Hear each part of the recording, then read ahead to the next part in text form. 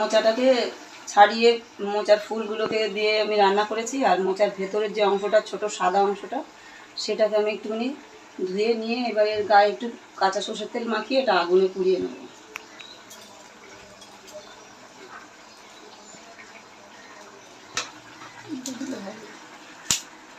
এইভাবে মোচাটাকে পুড়িয়ে নেব।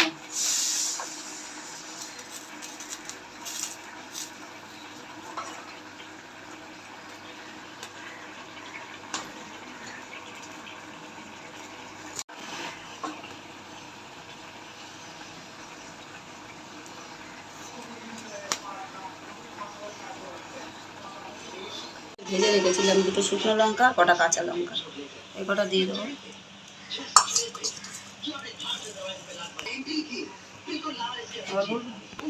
পোড়া মোচার মধ্যে সর্ষেটাও দিয়ে দেবো।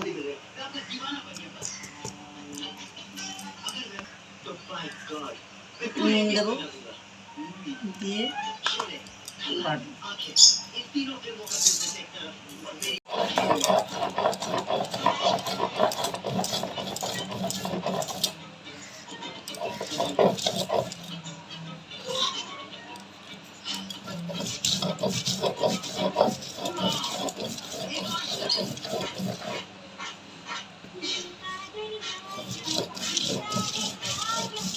গরম করে এর মধ্যে একটুখানি হলুদ দিয়েছি কালার হওয়ার জন্য, তার জন্য একটু হলুদ দিয়ে তেল দিয়ে গরম করে তার মধ্যে এই বাটাটাকে তুলে দিয়েছি।